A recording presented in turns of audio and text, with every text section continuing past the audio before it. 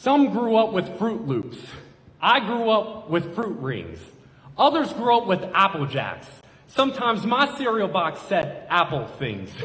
What I'm trying to say is I can spot the difference from someone who grew up with Google search versus someone like me who grew up with Yahoo and Bing. Now I'm gonna air out my dirty laundry, make it clean. Parents raised me right. You don't go outside until you eat every last baked bean. When the window AC got turned on, Andy, go close all the windows and shut each screen. I understand now money didn't grow on trees. We just didn't have the green. Dad, I hurt my chest. I rubbed some mud on it. No, Dad, I think I broke my spleen. We didn't always have brand cola. We had Big K soft drinks, still had caffeine. And the majority of the clothes I wore were hand-me-down from Gene. Come to think about it. Including this pair of jeans. Don't talk while others are speaking. Mr. Bean. Often banquet frozen dinners. Never lean cuisine. Both my parents were a working machine. Growing up, never had a TV that was a flat screen. Instead, we played outside with the evergreen. Stocked up on candy at Halloween. But I'm thankful to learn about the man with spikes in his hands, but I ain't talking about Wolverine. So what do I know about struggle? What you know about being in a reading van during recess while other kids are playing football and you're learning that you're a muggle? Jokes aside though, I've had my highs and lows, I must say. Let's start with the highs. I got to hang out with Grammy Award winner Lecrae for a day, met Billboard #1 artist NF on my 30th birthday, and was in Coach Calipari's house with the Wildcats for a selection Sunday. But now let's look at the lows. My grandma had a heart attack at midnight during my cousin's wedding reception. My friend was hit and passed in a driving accident while looking for reception. And I lost my girlfriend to a drunk driver in college, so don't get a misconception.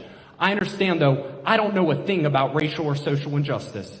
All I know is that I'm social and just his. So I go to poetry slams to learn about hardships I know nothing about. And I'm here to share about the living water, Jesus, because with him, you'll never have a drought. I respect every poet that takes the stage for what they believe. I said stage 4 because when it comes to healing, Jesus can, sir. You just got to receive. My friend said, Bishop, people are saying some awfully mean things about you. I said, oh yeah, like what? He said they're calling you a liar, deceitful, a hypocrite, but that you covered up because you don't curse. I said, is that all? He said, well, yeah, but it's because they don't know you. I said, you're right, because if they knew me, they would have said worse.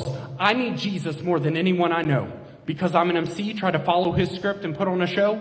I said AMC, follow script, put on show. In other words, I'm good at playing acts when I should be reading the book of Acts. It's like I'm putting makeup on a pig, spraying axe. Chisel me, Lord, go on and use an axe. But for real, I don't do it for the crowd cheer. In fact, I need Jesus so much I might pray and crouch here. And I ain't ever after a bag of 300. I'm here to tell you I go to war with my flesh like the movie 300. So at the end of this poem, understand one thing. I'm a sinner saved by grace trying to love God, love people, and serve our King.